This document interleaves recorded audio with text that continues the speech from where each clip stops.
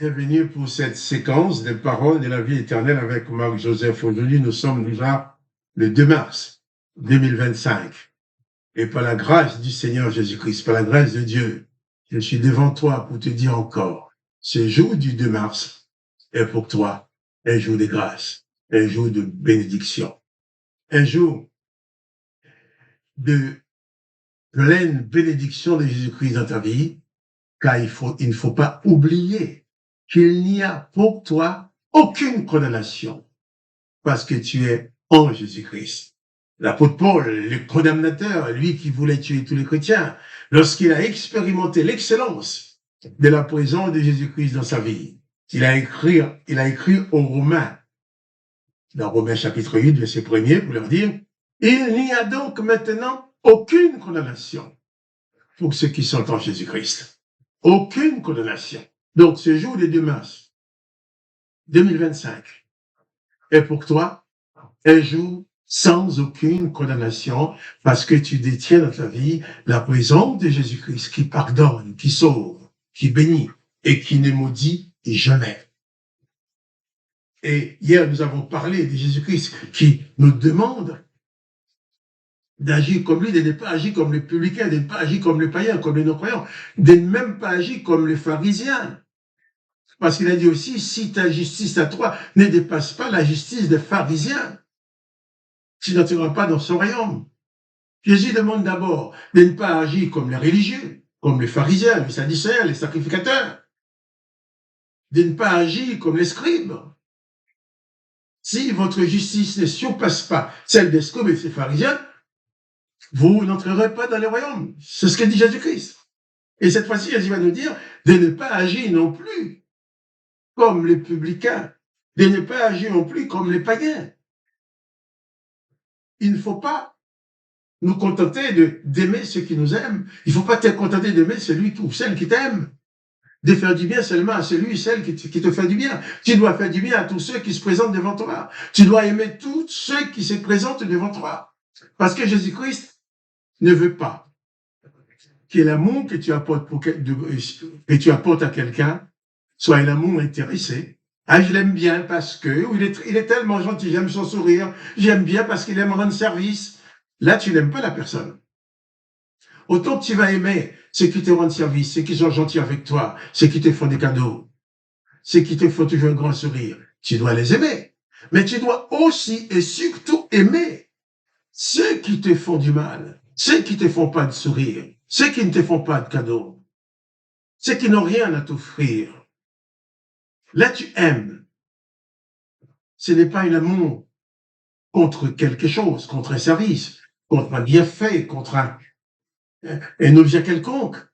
C'est l'amour que tu donnes parce que tu es amour. Il ne faut pas aimer, dit Jésus, seulement ceux qui t'aiment. Il ne faut pas faire du bien seulement à ceux qui te font du bien. Il ne faut pas aimer comme les pharisiens, comme les religieux. Il ne faut pas aimer comme les sadducéens, comme les scribes. Il ne faut pas aimer comme les païens. Il faut aimer comme Jésus. Aimer au point de pouvoir pardonner en mourant. Pardonner à ceux qui l'ont torturé, qui l'ont assassiné. Jésus-Christ a pardonné à ces assassins en mourant. Il ne les a pas maudits. Et Jésus nous demande de faire pareil, il te demande. Et il demande à moi aussi, à tout le monde, tous ceux qui veulent le suivre, de faire pareil, d'aimer et de pardonner en toutes les circonstances. Il dit bien, si vous aimez ceux qui vous aiment, quelle récompense méritez-vous? Les publicains n'agissent-ils pas de même? Si vous saluez seulement vos frères, que faites-vous d'extraordinaire? Les païens n'agissent-ils pas de même? Et Jésus va ajouter cette phrase. Soyez donc parfaits, comme votre Père céleste est parfait. Souvent, pour couvrir nos bêtises, pour couvrir nos erreurs, on dit souvent, on se console en disant de toute façon, nul n'est parfait. Nul n'est parfait. C'est pour cela que Jésus t'appelle à être parfait. Si tu étais déjà parfait, Jésus ne te demandera pas d'avancer vers la perfection. Jésus dit, Et si tu veux t'installer dans sa perfection, il faut déjà savoir pardonner, savoir aimer ceux qui te font du mal. Il faut déjà savoir pardonner en toutes circonstances. Il faut déjà savoir pardonner comme Jésus a pardonné. Pardonnez-vous, dit Paul aussi, les uns les autres, comme Dieu vous a pardonné en Christ. Et sans ces comportements du pardon, sans cette capacité à pardonner, il te sera toujours impossible même de frôler la perfection de Jésus-Christ. Et attention, c'est Jésus-Christ qui dit, soyez donc parfaits. Jésus-Christ nous donne sa parole pour nous conduire à la perfection. Jésus-Christ habite dans nos cœurs pour nous conduire à la perfection. Jésus-Christ s'installe en toi pour produire dans ta vie des œuvres de perfection. Il dit, soyez donc parfaits comme votre Père céleste est parfait. Jésus-Christ n'a pas pris un modèle médium, un modèle moyen. Jésus ne nous a pas demandé d'être pas trop mal. Il ne nous a pas demandé d'être à peu près bien. Il ne nous a pas demandé d'être correct. Il nous demande d'être parfait. Jésus-Christ place la barre très haute. Et il nous a montré que cela était possible.